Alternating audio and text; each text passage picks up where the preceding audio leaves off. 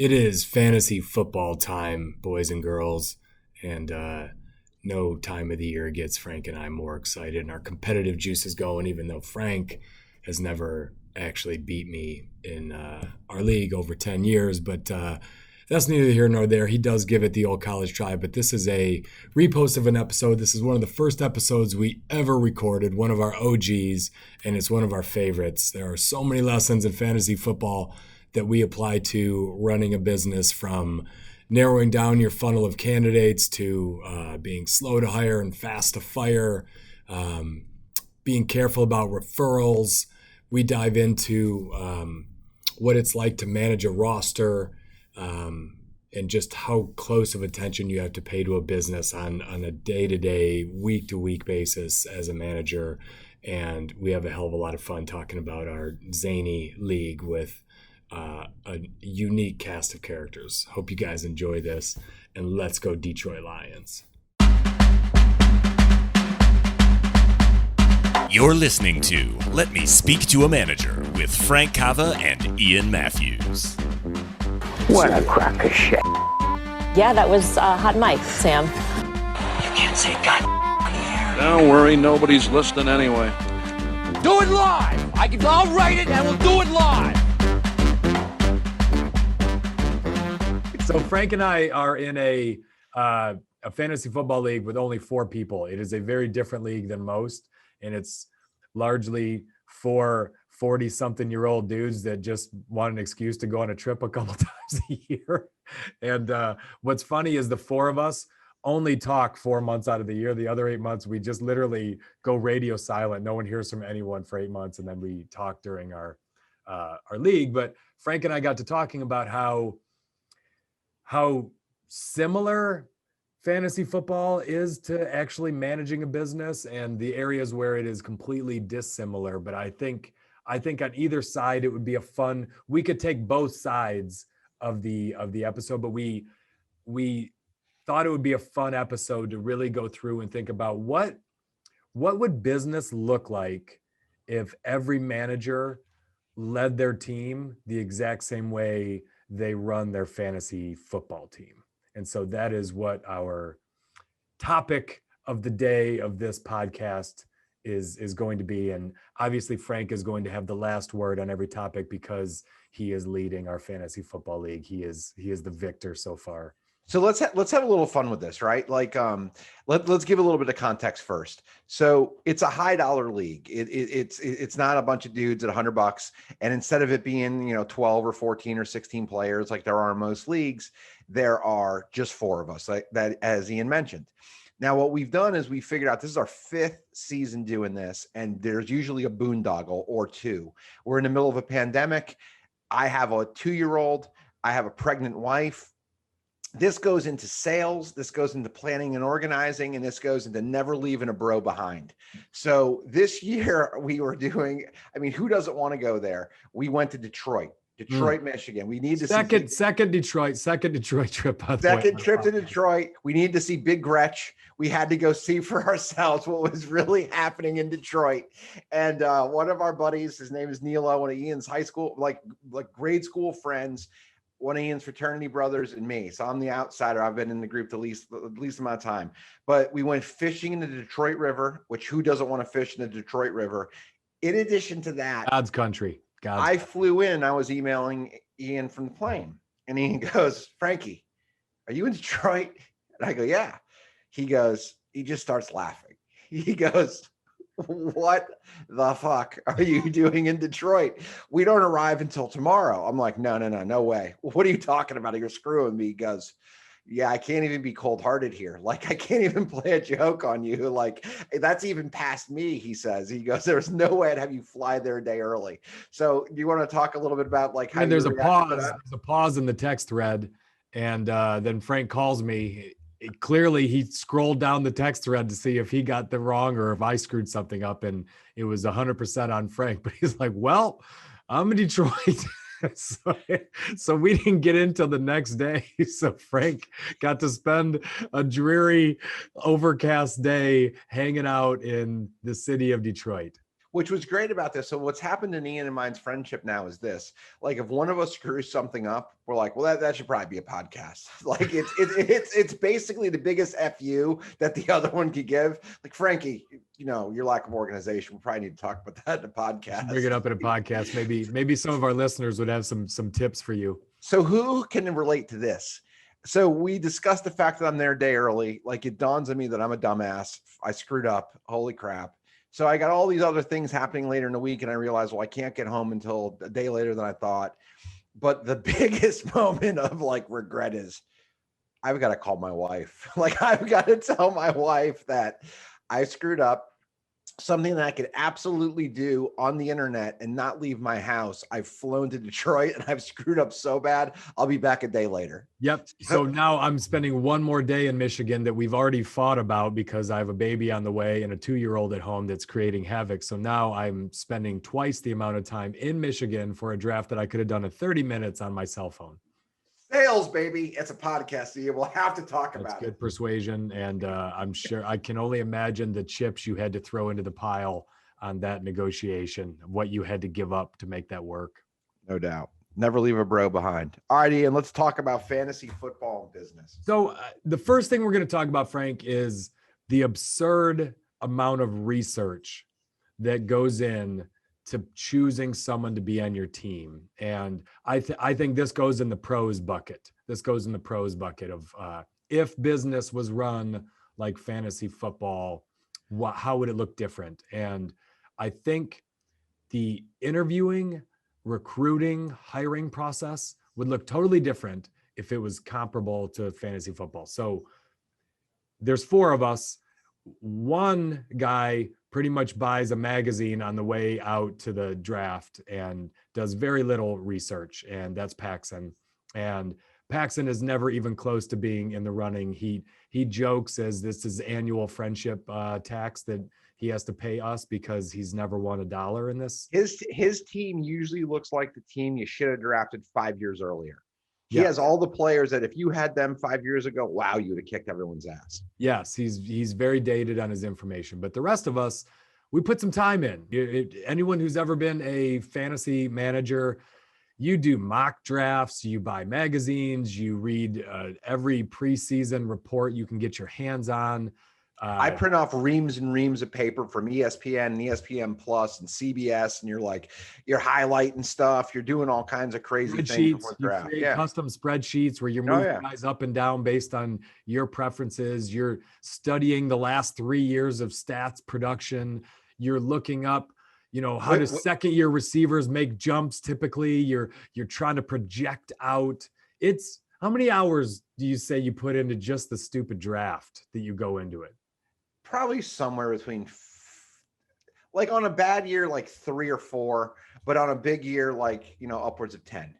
Upwards of 10, maybe more than that, right? Maybe more than that because you really start looking in kind of a month out. Yeah, there's probably a lot of soft costs that we're not factoring. A lot of soft costs. It could be upwards of 20 hours to prepare for a fantasy draft that you're going into. And most people are in more than one. I'm in more than one fantasy league. My son's in one now. So I'm kind of preparing for all of them. But I know an absurd amount of information about the 3rd string wide receiver for the New York Jets. I know a lot of information about the backup running back for the Jacksonville Jaguars that I should not know, that I certainly did not know when I was a 10-year-old that was just a fan of the Detroit Lions. Correct.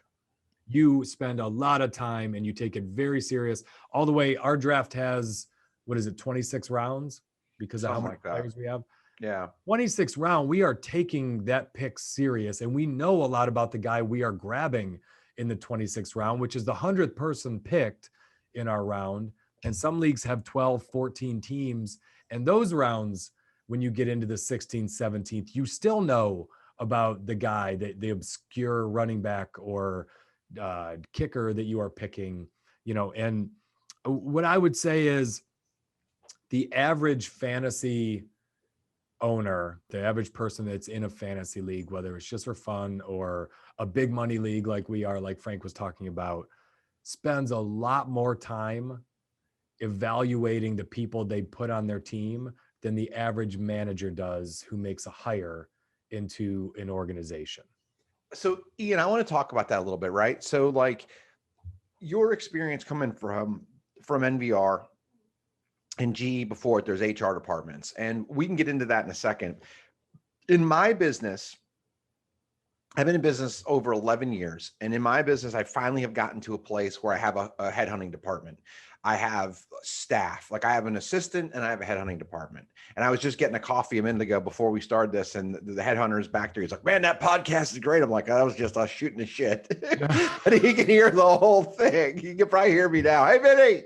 So he's back there. But this is what's cool is if you get to a place in business, you're going to have tests and you're going to have resumes and you're going to have all kinds of other things. And that stuff just literally shows up in my calendar.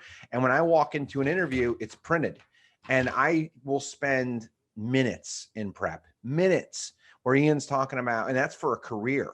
And what Ian's talking about is hours. Now it's different because I take someone who's being hired very seriously and there's a rigorous process to get there.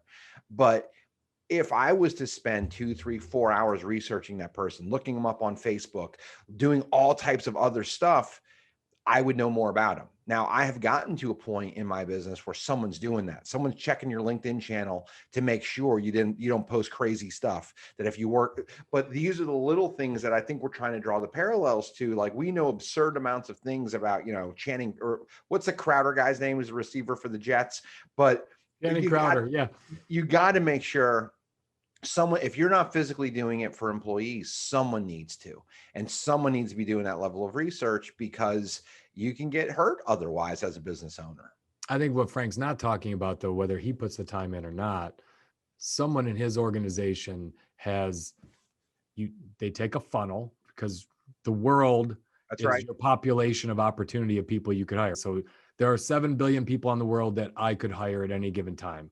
Obviously, I need to be able to shrink that down to a funnel. By the time it's got to Frank, that funnel is shrunk down to one resume in front of him. But what he's not talking about is a recruiter that did a phone interview, a recruiter that went and Googled that person, went to their LinkedIn page, went and showed them how to go to the online application and fill out a full application. He didn't talk about the test that he made that person go through so that he had test data to compare against other people that have successfully or unsuccessfully performed at Kava companies. He didn't talk about all the hours that went into that resume dropping on Frank's desk. And Frank knows that by the time that funnel, not anyone's going to land on Frank's desk. He has coached the people before him of what does a candidate need to have on their background? What kind of a person am I looking to hire? He has coached those people. So Frank has spent hours coaching people that work for him on this resume shouldn't be on my desk unless it meets this kind of criteria. Get to know the kind of person I would hire and don't put them on my desk unless that's the case. And so there is an entire organization that is whittling that down to the point where it's pretty simple. And in fantasy football, there are rankings and there are lots of different ideas and things go in. So if you don't want to put a lot of time in, someone else has. You can do okay in a draft if all you do is pick the next available person in a ranking from a big organization. And that's kind of what Frank has built, is by the time it gets to him, there's a good chance it's going to be someone that Frank would hire. Now, it doesn't mean he will, but a lot of that work has been put in. We're joking here because if you're interviewing with my company, I take my employees' careers way more serious than I take our bullshit draft. But what Ian is saying is, I will continue to dominate our fantasy league if I can staff it as well as I've been able to staff my company. And I won't draft idiots in the 14th round because we put a system in place. That's the reason we get incredible candidates. Not only that, now, if you go to ESPN, you go to CBS, you go to any of these other places that are fantasy kind of hotbeds where you can get info, they go through a metric. They go through all these different things and they have rankings. They literally, you can find anything ranked from beginning to end. What we do in our company, Ian, a salesperson, what would you guess how many tests a salesperson takes? What, to get into your company? Just to get an interview. One. I don't know. One. 5. We have them take 5 separate tests. And we do it through a process. We don't make you take all 5 right up front. Like, we put 2 hurdles in front of you immediately. It's on our job. It's in our ad. Like, if you don't, If you're in sales, we have a test that's specifically built for this, where if you're not that type of a person, sales is not the right job for you. It doesn't mean we won't hire you in a different role, but we know very, very early, you got to hit these two things. If you get through those two tests, we put you through a third What test. do you mean by test, though? I don't understand that. Actual tests? Yeah. So the first thing we do is what's called a predictive index. Predictive index is one of 16 different types of personalities that you have. I'm a captain. My guess is you're probably a captain or something along the, or I'm a strategist. My guess is you're a captain or a strategist. And then that's the first one. In sales, we want mavericks, captains, strategists, connectors. Those are some of the people. If you're an altruist, you're not a salesman. You're not someone who's going to sell. So we know we're not going to follow back up. You get an automatic rejection because you're not the right type of person. Just like in fantasy football, if I'm drafting a quarterback, I don't want to draft a wide receiver. It's very simple. There's a parallel there. Then we do what's called a cognitive assessment, which is based upon like, what is your ability to learn? Then if you get through those two tests, we interview you, a soft interview like over the phone. We'll then send you a sales assessment that measures like 150 different things about sales. Now, I'm in business over 11 years. I have had to find these tools. Then we send you a fourth test, which is it's a corporate test that Ian and I both use at NVR, and we've taken that and made it more specific to our type of hire because I'm a smaller business. So we've gotten very, very, very granular with tests because the human element. I think this is a huge parallel, Ian, between fantasy football. Paxton always loses because he's emotional. He hires people on his fantasy team that were great 4 or 5 years ago because he doesn't have relevant data. He's drafting Calvin Johnson, who's been retired for 5 years. But Ian and I aren't drafting him because we have better data. It's really important if you're a hiring manager that you have the right data and you're putting the right people on your team, because we're going to talk about later consequences. The consequences in fantasy football are insignificant. The consequences to a business of having the wrong people or the consequences of having to fire someone are meaningful. So it's so important to make sure that you're doing the right things and you're joining a company with integrity that's making sure you're the right hire and then has a whole system built. So that's, we differ a little on that. I would never give someone 5 tests. I do agree with testing. I'm a fan of, behavioral testing. I'm a favor of looking for personality traits and looking against it. I guess I never called it a test, but I would call my application a test. Before I would even bother to test you, the application is a test. And, questions that I'm very big on looking at are, why did you leave each job? I'm looking to see the way you write. I'm looking to see the way you talk about former organizations. How seriously you'll take a question like that? Are you pointing fingers at that organization? Are you complaining about a boss in every one of your situations of why did you leave? I'm looking to see, what income you've made. And a lot of people, that's a controversial thing. But the truth is, if you've been used to making 250,000 and mine caps at 100, even if you want the job today, you won't stay. And I don't need someone who won't. You'll take it, make a few bucks, and you'll still be always looking to get back to where you were. So there are tests in the application that won't get you to the next level with me before I even have you take some kind of a test. And in some positions, we would do a second test outside of personality that was more technical. So if you said you were an underwriter that really knew VA loans, we would test you. We'd give you a little test that was very specific to that vocation. But for more generalists, I was more a fan of get data. The application tells me a lot. The resume tells me a lot. The personality indicators tell me a lot. But after that, I was more afraid of slowing the process down to analysis by paralysis, and that person wouldn't join me because they would just get tired of going through the process. So I want to talk about that specifically, right? So we're talking about the interview arc. At NVR, at GE, everybody who's interviewing a candidate has been interviewing and trained. They've been professionally trained with follow-up training. In addition to follow-up training, they've had years of interview experience. And there's an HR person who's got years and years of experience who's going to be your first sift. before it even makes it to you. In my business, I don't have people who are professionally trained. I have 2 people out of a staff of 30 that have been professionally trained on how to interview. So what we did is we found some things that would help us not make common mistakes. That's why there's more testing. So from the standpoint of being a business owner or a manager, you need to understand the system around you. And NVR is a real story. I met NVR. I had 13 job offers coming out of college, and I met NVR and I wanted to work there. I had offers from everybody else I met at the same time, and NVR hadn't even set up an interview with me yet. And I called the HR person I met and I said, look, I like it here. I'm going to contemplate starting my career there. And you guys haven't even gotten me interviewed. I've got job offers. So Ian knew that at NVR, the last thing you want to do is put more hurdles up. But as a small business, I need to put those hurdles because we're not as good. Ian, you're going to also, I think also as a small business owner, everyone that I hire, whether they're an employee, a freelancer, a contractor, they have such a big impact on my business, and it is so painful if I get it wrong. That's right. So for me, it's less about testing when I go through a lot of that. It's checking references and checking real references, looking to really see real work, finding, do you know people that I know that I can call and have a long conversation with? The smaller you are, the more peculiar you are in digging into that person's background and checking to see, do they have social proof with people that I care about? Because my name is tied to whatever that person's going to do.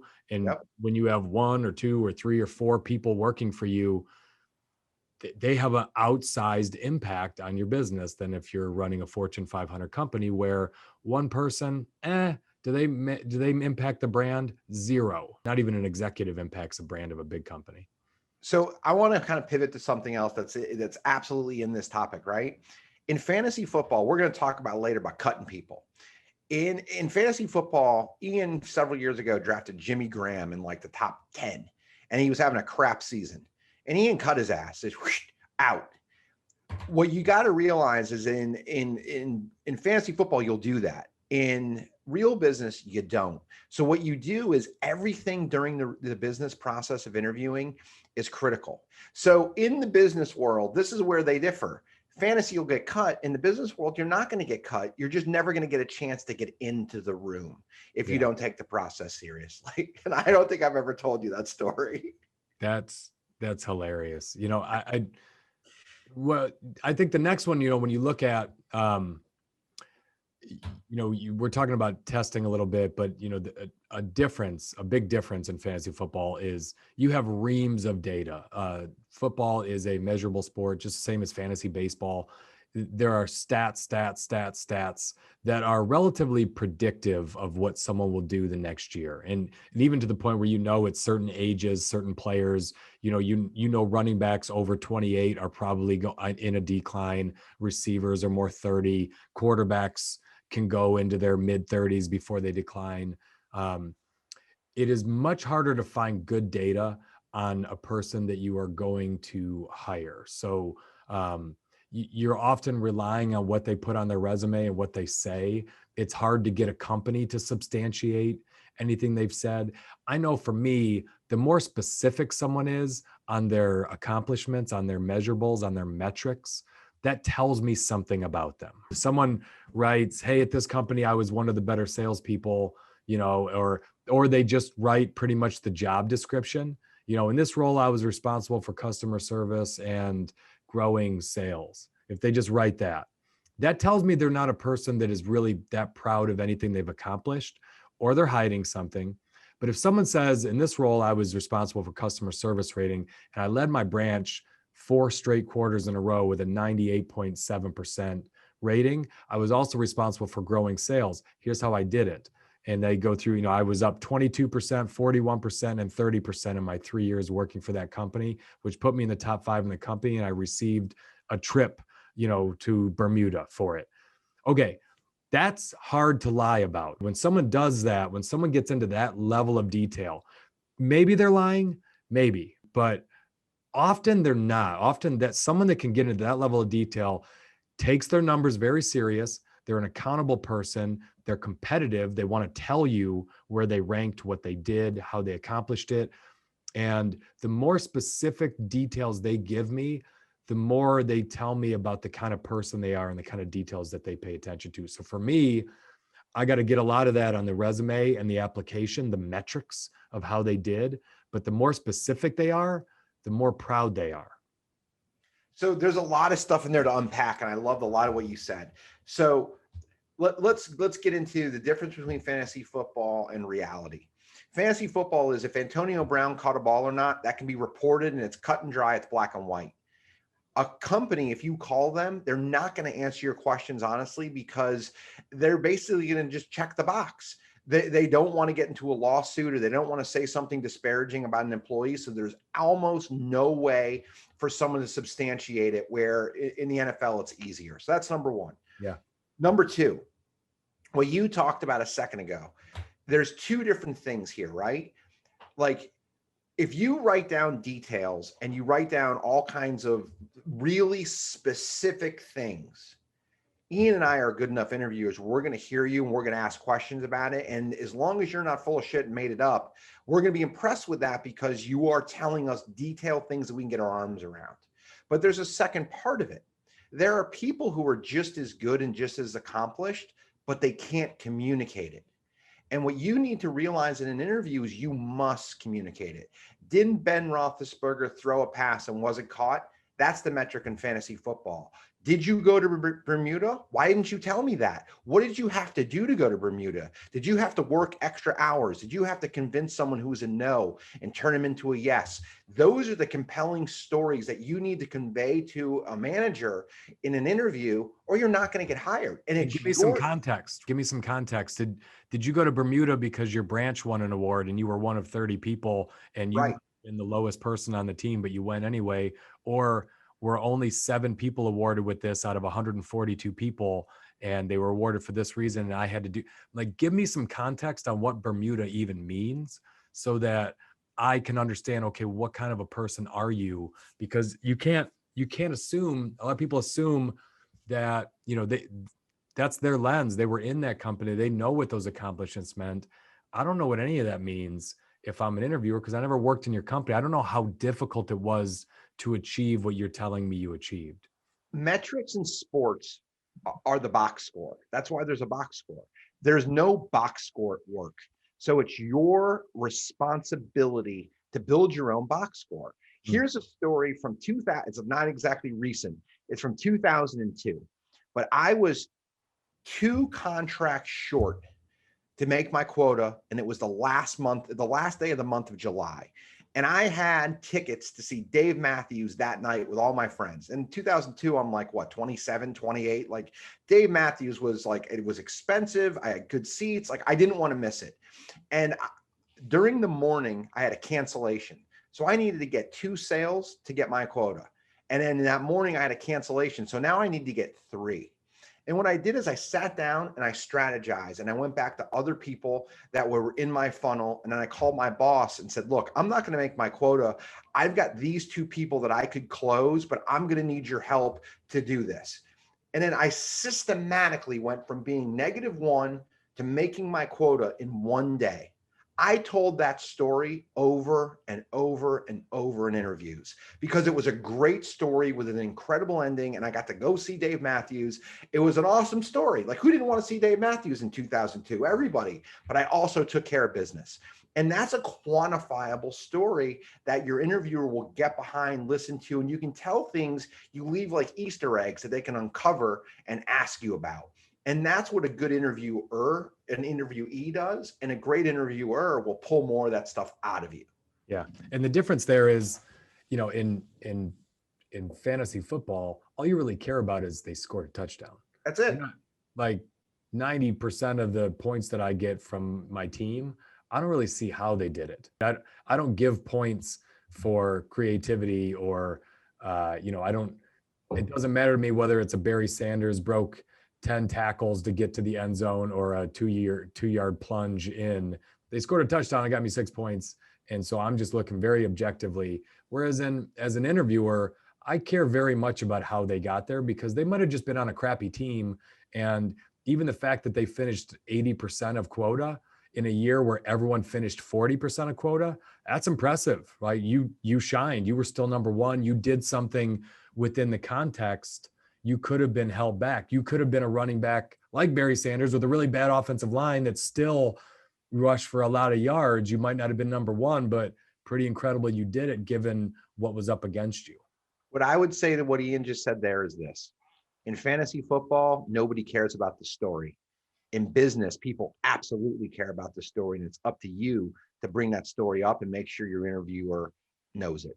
Yeah. And as an interviewer, find those stories. Like, dig in, don't just get so focused on the metrics. In fantasy football, it's all about the metrics.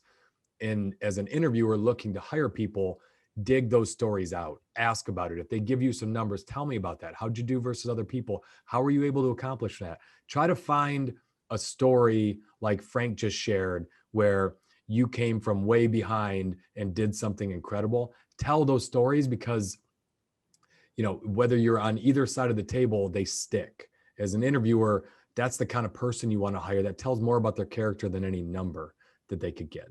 So another one that I think it goes a little bit in line, Frank, with the amount of research you do before you hire someone. In fantasy football, you never stop thinking about upgrading your team, where in any given week, you could lose by 1 point. You know, you can lose this week. You lost to Nilo by 1 point, 215 to 214 for $100, $100 weekly winner. But that point mattered. And it's how you put different people there. And you're very objective and you're very cutthroat about if someone is one spot ahead of another, you will drop that person and bring someone else in.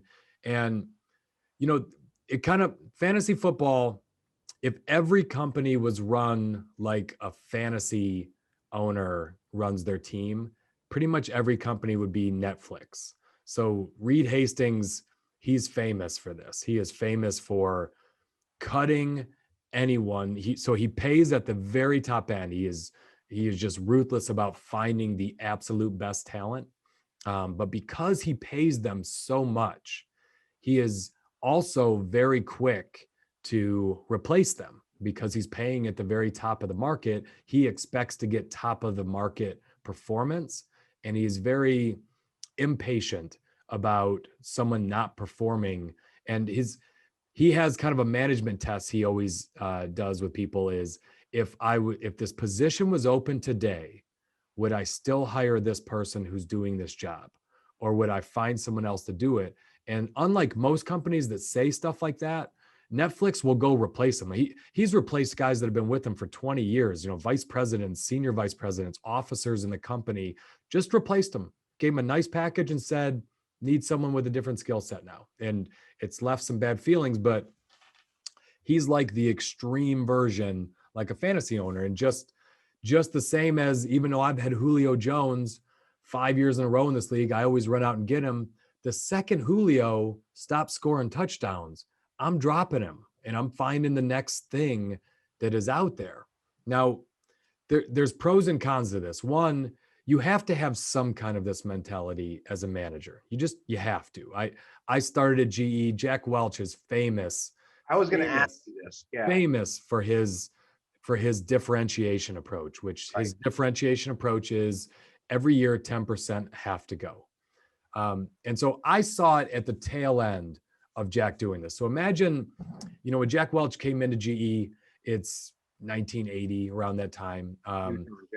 And it's a big, bloated organization. It's almost like the government, just this big, slow-moving tanker. So if you put something in place in 1980 at GE when there's 400,000 employees, and you say the bottom 10% got to go, and you can replace them, but at first he wasn't even replacing them. He was just getting rid of them. It's similar to what we've talked about before, Frank. The first layoff is always easy. I imagine the first 10 years of Jack doing this in the 80s were pretty simple and pretty profitable. You had people that have been hiding for years and no one's saying anything because the revenue gravy train was good. And it was probably easy for managers to find 10% every year to replace or never hire again. But as it got into the 90s, it got excruciating. And when I started with General Electric, which was 1999, by the time I had to do it, it was painful because we've been doing it every year. So you'd have a team of 8 people and they were all kind of getting their job done. And you got someone in HR saying, one's got to go, one's got to go. And you're like, that's just dumb. Like what, it doesn't make any sense to me. So this approach, it is always healthy at first, but when you put in rules that say you got to do it every year, to me, it loses its impact. So early, if you go in, you can almost always, if this isn't your culture, you could always find 10%. If you've not been doing it, it's easy actually, if you're kind of forced into it. In a layoff, what we just went through with COVID, a lot of people figured that out, like, oh, I could find 20 or 30, kind of embarrassed about saying it. But if you do it year after year after year, it gets harder and harder to find and replace those people. And you can lose your team a little bit also because they feel like there's no loyalty. So there's a few things in here I want to unpack that you said, right? The first one you said is HR is coming to you and saying one has to go. That is an incredible culture that I've never lived through. As someone who's looking for a job, if you're listening to us, one of the things you should think about is that the kind of place I want to work, because that's real. And that is real pressure. And that is incredibly different than where I work and where Ian and I met, where the HR department would be like, well, can we keep them? Do we have to let them go? So think about that as you're entering a company. Like, what is the culture? What are you going to be able to get away with while you're learning? Are you going to be able to grow? Like coming in there with a flamethrower in the fantasy is really easy, because at the end of the day, nobody cares. And it was $100 or $1,000, whatever it was. And 2 years from now, you're never going to know.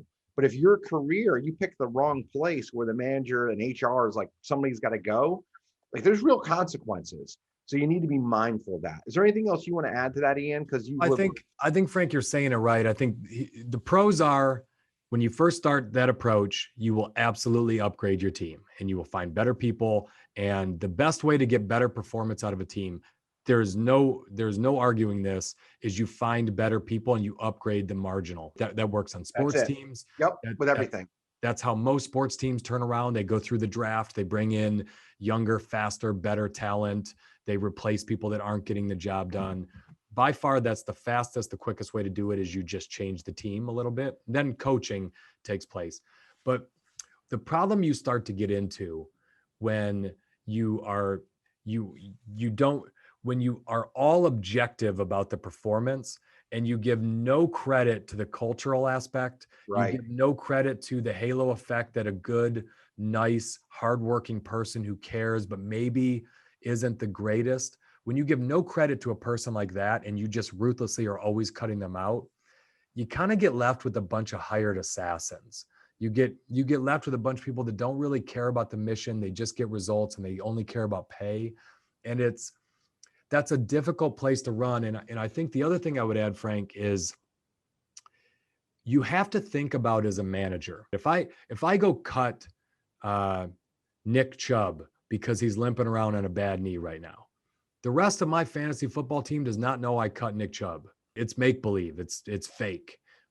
But if I go cut someone who's been with me for 5 years and has always been a good performer, but they're having a terrible 2020. They got problems at home.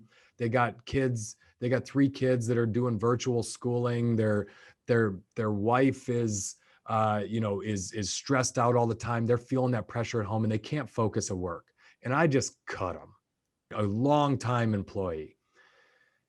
You have to think about the impact that will have on the rest of your team. Your team now is going to look at you a little different. If you fire someone who's doesn't have a good attitude, they're not a good person, they're just a bad apple to the team, or they've not performed ever.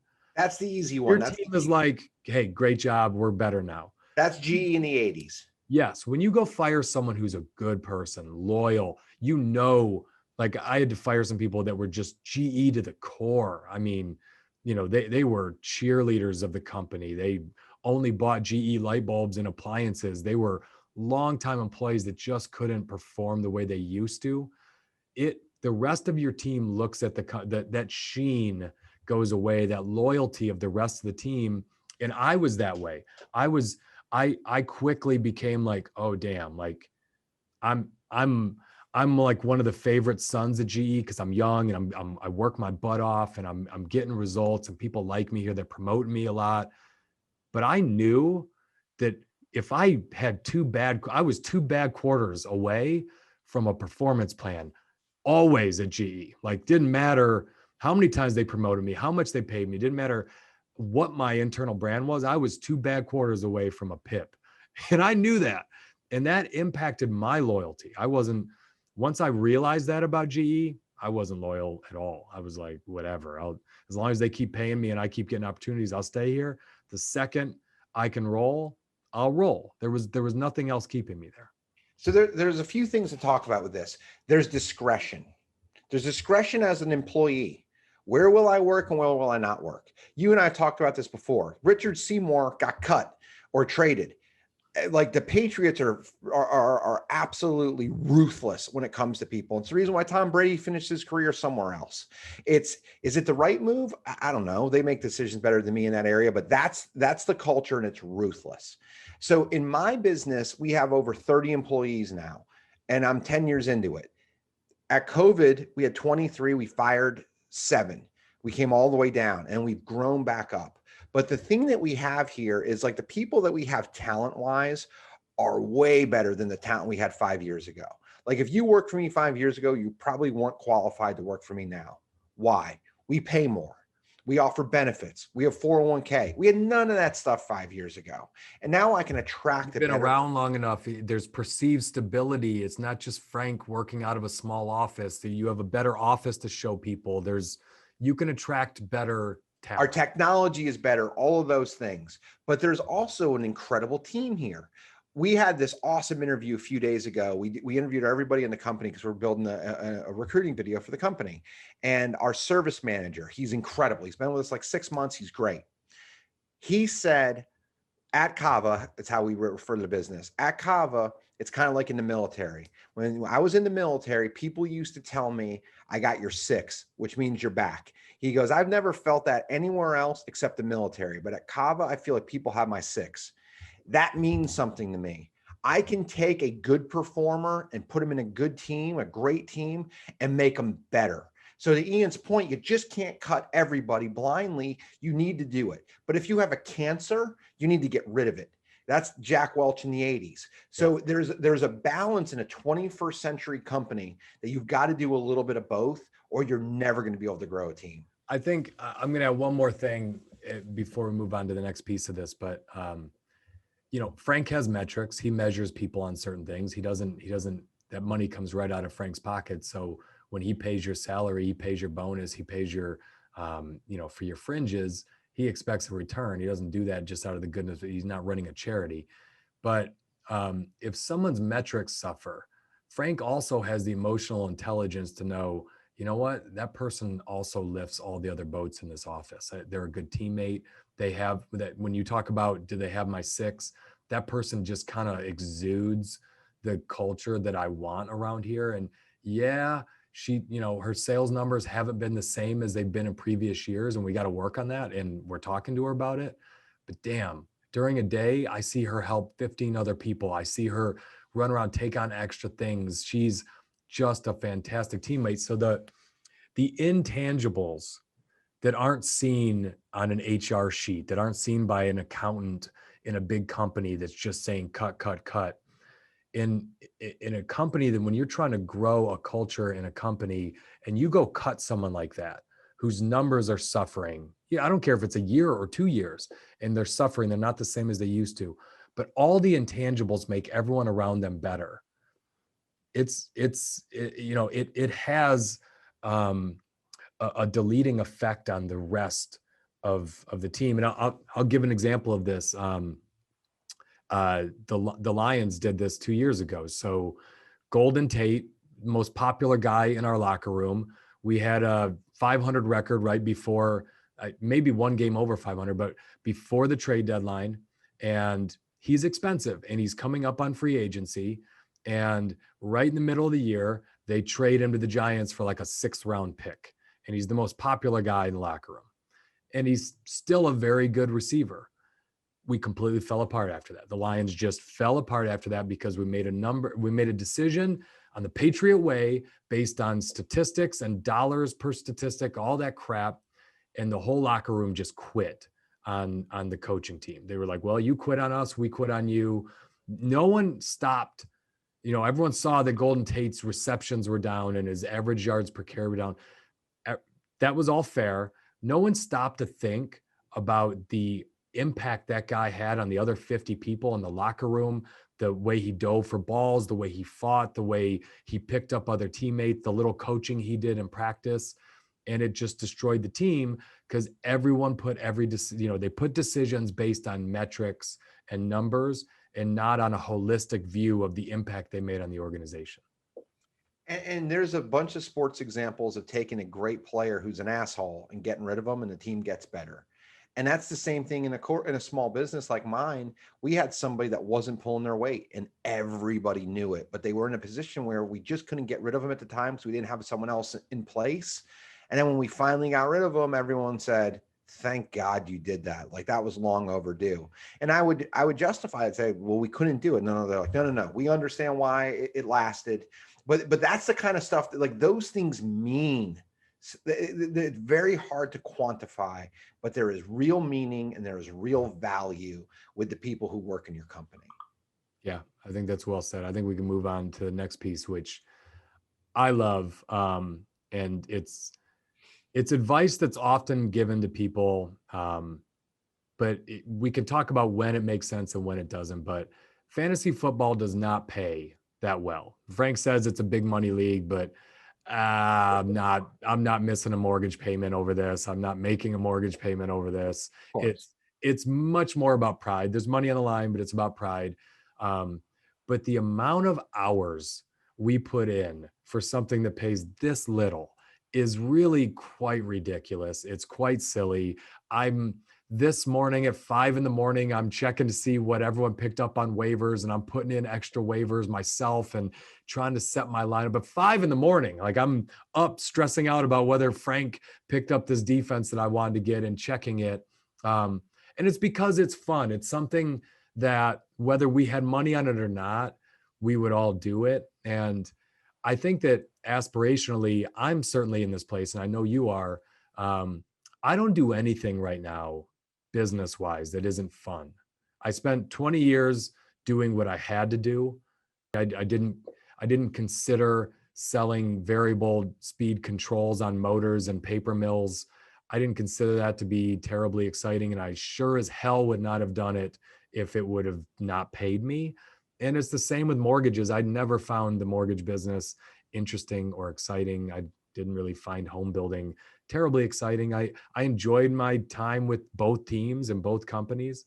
But I made money. I had to do what I had to do to make money to then be able to do whatever the hell I wanted to do. But today I do whatever I want to do. And I find that I'm much harder working when I kind of go down paths that seem like fun to me than go down paths that seem profitable to me. And I think in the long term, you can have both. If you're very excited about something, if you're passionate about it, if you're having fun, you'll perform better and you'll get paid better.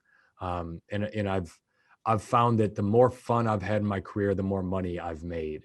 And, fantasy, I don't know that fun translates to money, but certainly I have no problem putting in a lot of time because it's a blast. And what the hell, like, life is short, so why not spend your time on things that are fun? So I'm gonna talk about three things here. First, last night it's waivers is today in our league, right? I'm like, should I pick up a book? Should I go get the newspaper? What should I do? My wife sits next to me and she reads an entire section of the paper, not an insignificant amount of time, while I just scroll through fantasy. So it's like, all right, time to go to bed. I walk upstairs. She's read the paper. I screwed around in fantasy, but I felt fabulous the entire time I did it. All right. Second, Ian's reached a place in his life where many people never get. I'm not there. I can't do exactly what I want. I picked a different path. I probably could if I just nuke this thing now, but I don't want to do that.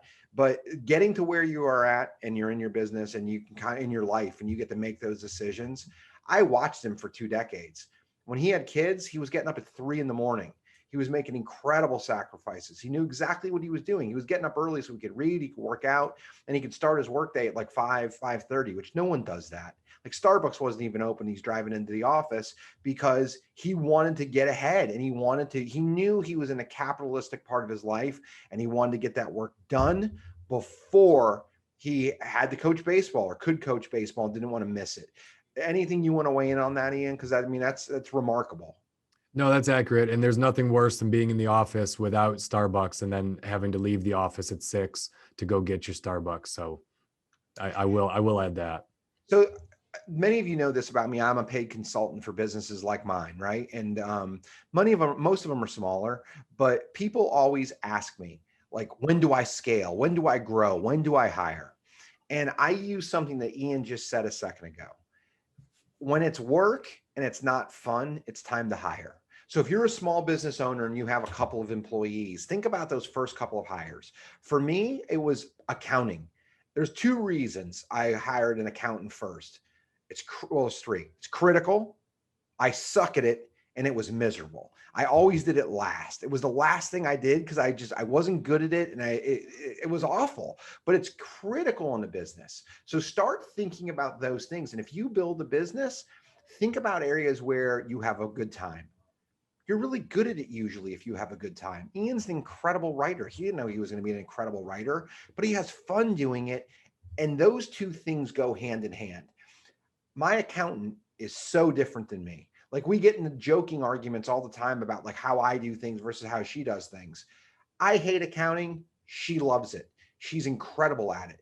Just because you don't like it doesn't mean someone else won't find that to be their dream job. So understand those things. If you don't have fun with it, find someone who will have fun with it and give it to them, because you will feel better. You will do a better job, and your company will be better because that person is in their area of genius and they're doing a great job. Love that. I love everything that you just said on that. So I think the last thing that we talked about, Frank, is, and I think this is the difference between a good company and a bad company. A good company has a mission, knows what it wants to do, and is trying to solve a problem for a subset of customers. And they are just relentless about listening to those customers and iterating their process, their product, and focused on serving that area. And a bad company is overly focused on what their competitors are doing. All they do is think about, agonize, chase, follow. It's the reason why Coca-Cola switched their product to New Coke in the 80s, because Pepsi took a little bit of market share with their little taste test, and they freaked out and they chased them. And you know, that situation, so many more companies do that kind of stuff than you would think. And in fantasy, I spend way too much time focusing on Frank's team when I'm playing Frank that week and watching Frank's players and trying to see what moves he's making. And in the real world, a manager would never do that. You just don't give a damn about what your competition is doing, because in fantasy, there's a scarcity mindset, and there's only so many players you can pick, and there's only so many games you can play. But in business, your competitors can all be kicking ass, and so can you. It doesn't really matter. Just because one is doing well doesn't mean that they're taking it from you. Yeah. I mean, where do you want me to go with that? Because I agree with everything you said. He's not the best color man in the business, folks. For nothing, folks. I mean, I think what you want me to say there is, I agree with you. Like, when we think about competitors in my business, it almost comes off as arrogant, because people are like, who are your competitors? I'm like, we don't really have any. Maybe we have some, but they're all real small, and it doesn't really matter.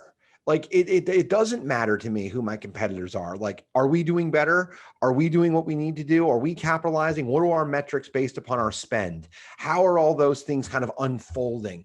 Like, we spend so much more time just myopically looking at us than we do anybody else. And use examples of that. Like Bill Gates is a great example, right? Richest man in the world, been the richest man in the world, in the history of the world for years. All he did in the 60s, 70s, 80s, 90s was Microsoft. That was it.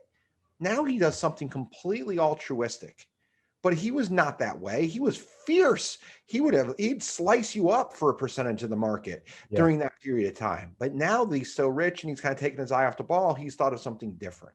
So that's, I think, what's so different about this. Like, I do give a shit about what defense Ian has. I don't care one bit about what my competitors are doing unless it's revolutionary, unless they're doing something we haven't thought of that's changing the market. And that's why I'm in a mastermind group, because I'll hear big trends. But locally, I don't pay attention to it because I got to focus on us and getting better in metrics. Yeah, taking it back to fantasy again, I'll go pick someone up on waivers knowing Frank needs them and knowing I might not even use them. I'm just trying to block him. I'm just trying to keep him from getting a little bit better. And I don't think most good companies do things like that. I don't take NVR. We rarely went and did a deal because we didn't want someone else to do a deal. We either did the deal because it made financial sense or we didn't do the deal. It wasn't, let's do this because if we don't, Toll Brothers will do it. There was never that kind of a conversation going on at NVR. It was either what's best for NVR, not what can hurt a competitor. So I think this mindset about doing something because you're blocking someone else happens on two extreme ends of the spectrum. I think if you're really, really small and you can't see the forest for the trees, you think this way because you're just not big enough yet. And I see that in my business this way. I often say that people in our business lack the class gene.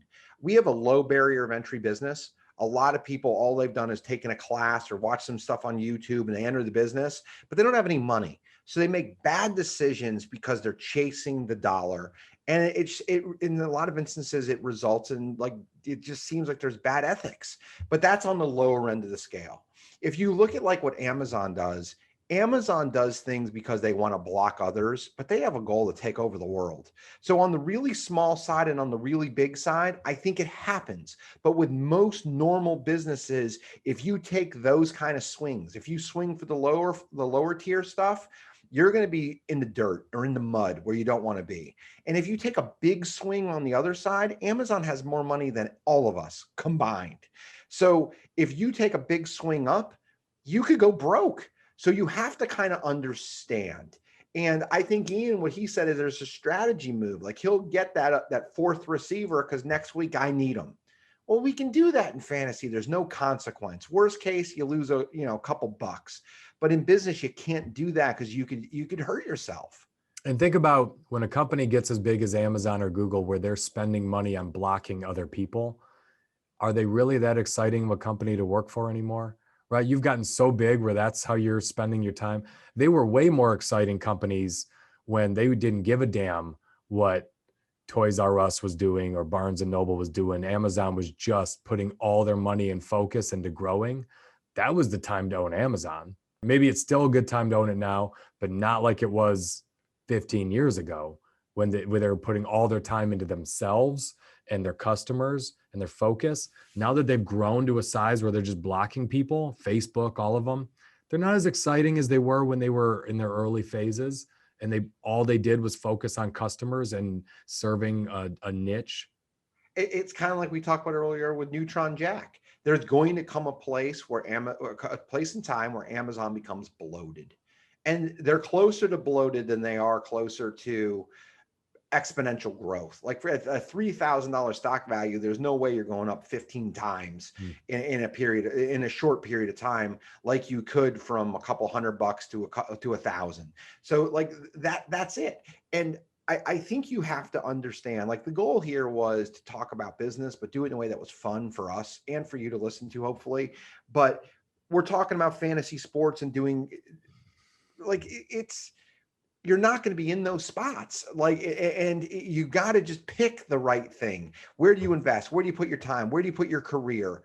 Like, would I rather work a couple extra hours or coach T-ball? Like, that's the kind of stuff we're trying to talk about here is, where do you focus and what do you pick? Yeah. Nilo can go pick up Tua to keep you from having him as a keeper next year. I would never go hire someone's sales rep and put him on a bench for a year, just not having anything for them to do, just to hurt that kind of thinking doesn't work. That just doesn't work. So you and I have both read the book Titan, right? It's about Rockefeller. Rockefeller did shit like that. Absolutely. But it was 100 years ago. It was a different world. And when was he doing it? He was doing it once he was big, once he was a Titan. He didn't do it to become a Titan. That's right. When he was becoming a Titan, he was opportunistic, grabbing things, being creative. Once he was a Titan, then he went and bought the railroads to shut down certain, he did things to block people. And it also was a different time. So there is certain strategy if you do get to a certain point. But most of us are I probably will never get there, and I have a pretty successful thing. You got to understand where that stuff kind of comes down. If you get to a place where you have to worry about monopoly law, you've done a good job. I salute you, and I invite you on the I Need to Speak to a Manager podcast, because we'd like to have you. Yes. For everyone else, we'll get a third. Worry about Rockefeller's tactics. We'll get a third box. You are welcome to join us. The odds of someone worrying about monopoly law being on our podcast and listening are not high. Not high. Slim. For all the aspiring Rockefellers, though, you have an open invitation to come on and talk. For sure. And for Nilo, who out of solidarity is going to listen, we love you, buddy. we do. And that pesky monopoly law. All right, Frankie. Well, hey, good luck. Who do you play this week in fantasy? Me?